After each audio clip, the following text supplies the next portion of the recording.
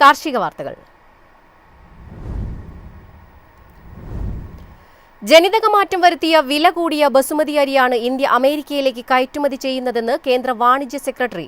അമേരിക്കയിലേക്ക് ഇന്ത്യ അരി തള്ളുന്നുവെന്ന വാദത്തിനെതിരെയാണ് പരാമർശം.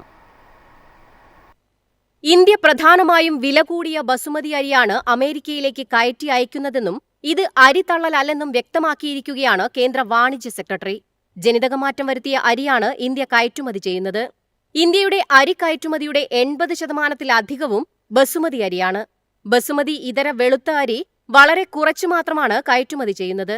പൊതുവിലകളുമായി താരതമ്യപ്പെടുത്തുമ്പോൾ യുഎസിലേക്ക് കയറ്റുമതി ചെയ്യുന്ന ബസുമതി അരിവില വളരെ ഉയർന്നതാണ്. അതിനാൽ പ്രഥമദൃഷ്ട്യാ യുഎസിൽ ഡംപിംഗ് നടത്തുന്നുവെന്ന വാദത്തിന് അടിസ്ഥാനമില്ലെന്നാണ് അഗർവാൾ വ്യക്തമാക്കുന്നത്.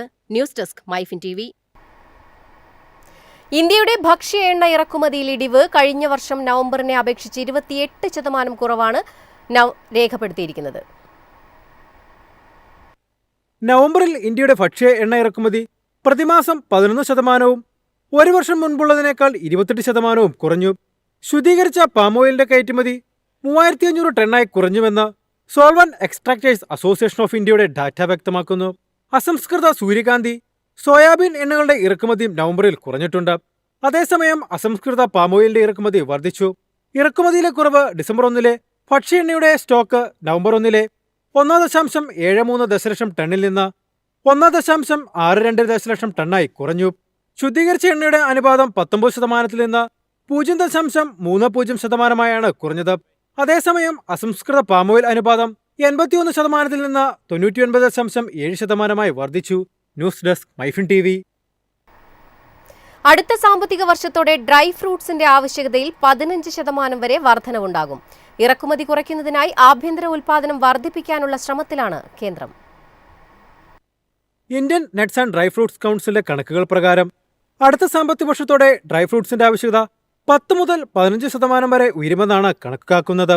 വാൽനട്ട്, പിസ്ത, കശുവണ്ടി, ഉണക്കമുന്തിരി, ബദാം, ഈന്തപ്പഴം തുടങ്ങിയ 6 പ്രധാന ഡ്രൈ ഫ്രൂട്ട്സുകളുടെ വാർഷിക ഡിമാൻഡ് 14.3 ലക്ഷം ടൺ ആണ്.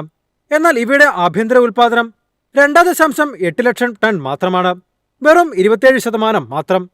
ഇന്ത്യ 80% ഇറക്കുമതിയെ ആശ്രയിക്കുന്നതിനാൽ ആഭ്യന്തര ഉൽപാദനം വർദ്ധിപ്പിക്കുന്നതിന് സർക്കാർ ഇടപെടലുകൾ നടത്തുന്നുണ്ട്.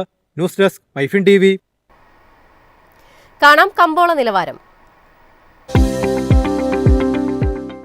ഇന്നത്തെ കമ്പോള നിലവാരം: RSS 4 183, RSS 5 180, ലാറ്റക്സ് 129, ജാതിക്ക 330, ജാതിപത്രി 2100, ഗ്രാമ്പു 900, അടയ്ക്ക 280, കാപ്പിക്കുരു 200, കൊക്കോ പരിപ്പ് 380, കുരുമുളക് ഗാർബിൾ 71,000, കുരുമുളക് അൺഗാർബിൾ 69,000, ഏലക്ക 2300 മുതൽ 2400 വരെ, വെളിച്ചെണ്ണ 32,900, കൊപ്ര 19,900, ചുക്ക് 28,000.